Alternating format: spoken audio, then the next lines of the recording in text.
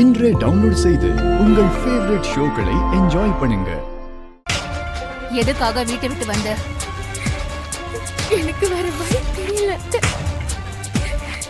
விருப்பம் இல்லாத ஒருத்தரோட எப்படி வாழ முடியும்? வரும் ஏதாவது சொன்னானா?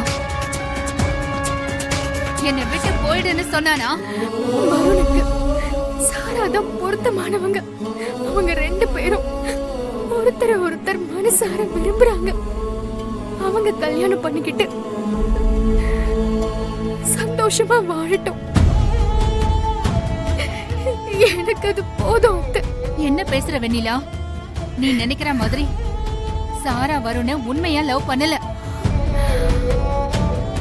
பணத்துக்காக தான் லவ் பண்ற மாதிரி நடிக்கிறா.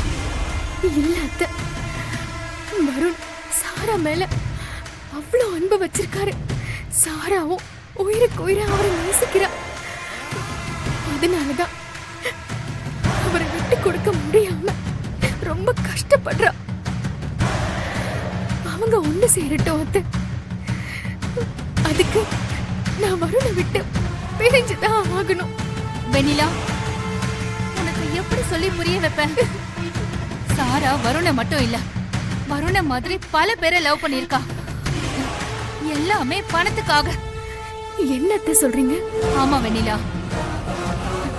அவளுக்கு யார் மேலயும் உண்மையான காதல் இல்ல. பணத்துக்காக லவ் பண்ணுவா. அவ நினைச்சதை அடைஞ்சிட்டா அவங்கள அப்படியே விட்டுட்டு கிளம்பிடுவா. அதனாலதான் வருணுக்கு கல்யாணம் ஆகியும் அவன் சொத்தை அடையறதுக்காக பின்னாடியே அலைஞ்சு இவ்ளோ டிராமா பண்ணிட்டு இருக்கா. இந்த உண்மை தெரியாமதான் வருண் அவளை லவ் பண்ணிட்டு இருக்காமா. அவனை நீயும் நானும் தான் கூட இருந்து காப்பாத்தணும். நீ சொல்ற மாதிரி சாரா வருண கல்யாணம் பண்ணிட்டா அவன் வாழ்க்கையே நாசமாயிடும். இந்த குடும்பத்தையே ஒண்ணு இல்லாம பண்ணிடுவா. இந்த குடும்பத்தையும் வருணையும் காப்பாத்துற பொறுப்பு இப்ப உன்கிட்ட தான் இருக்கு. இல்ல அத்தை, அத்தை ப்ளீஸ் அத்தை.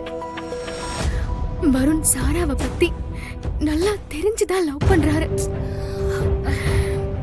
அவ கூட வாழ்ந்தாதான் அவர் சந்தோஷமா இருப்பாரு.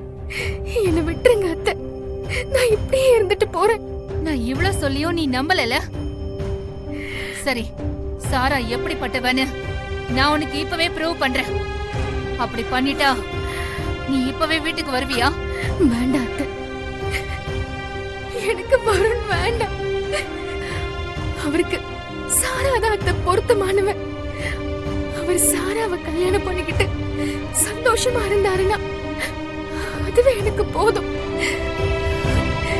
இதுக்கு மேல என்ன எதுவும் கேட்காதீங்க ப்ளீஸ்.